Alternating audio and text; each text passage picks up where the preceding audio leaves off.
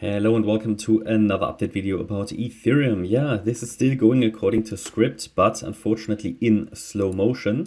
So it's not very interesting. I know a lot of people are switching off when we get these moments of boredom.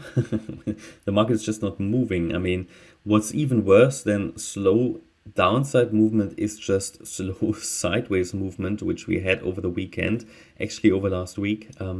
Started here on the 24th of July, basically just sideways action. Yesterday then we had another reaction here to the trend line, potentially impulsive, but it didn't really follow through again. Very what we call choppy price action here. Just when you think it's starting to finally follow through to the downside, it makes a move to the upside. Again, that shows that the bears are not clearly winning here in this current correction. Yeah, you need to read those signs at the moment, at least from what we can see here. It looks really as if, yes, the bears are trying to push Ethereum down, the price, further towards our ideal target range between 1781 and 1828. That is sort of still what I would like to see, ideally, for the completion here of this wave 2 correction.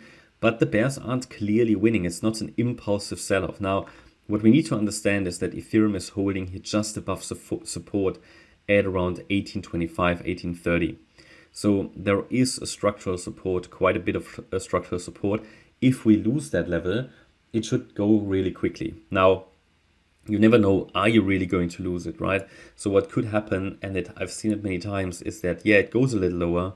We get a wick to the downside. Everybody thinks it will now crash down. And then you get this rally to the upside. So that would fulfill my expectations by going a little lower.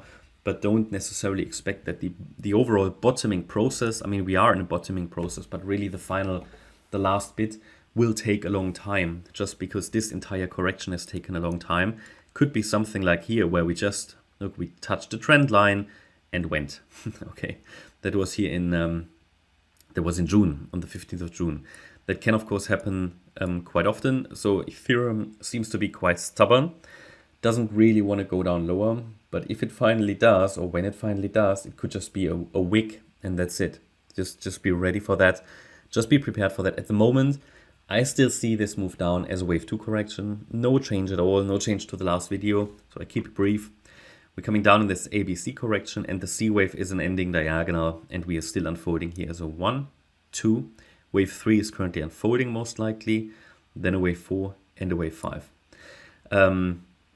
Are other subwave counts possible? Yes, surely. I showed you one yesterday in the Bitcoin video, but they typically don't change anything. They don't make the chart clearer. They don't give you better price targets. At some point, you get to the limit of what TA can do in terms of the subwave counting, and you get to the limit with regards to the clarity it can provide. At the moment, it would not provide any more clarity. If I give you any more micro counts, they will likely get invalidated, and it would also not give you more clarity. I mean, what you need to know is that this C wave should really head down further. And we also calculated a target for the C wave. Let me zoom in a bit. If we say, okay, look, we had the wave 2 top here on the 23rd of July, move down in the A wave, and we calculate the length of the C wave based on that. That would take us to around about 1813, so into this target range I highlighted. Then we should see a wave 4 and then a wave 5. But yeah, not much more to add, so I can't really add much more. Yesterday I showed you an alternative wave count as well, so if you're interested, check out my video from yesterday. But besides that, everything just going according to script. We just need to be patient, and we just need to wait for this correction to finish. I know it's easier said than done, and these times always provide the danger to enter a trade based on boredom. Okay, that's my update about Ethereum. I hope you liked the update. If you did, please hit the like button, leave a comment and subscribe. And if you really like the content, then please check out the channel membership. Thanks a lot for watching. Bye-bye.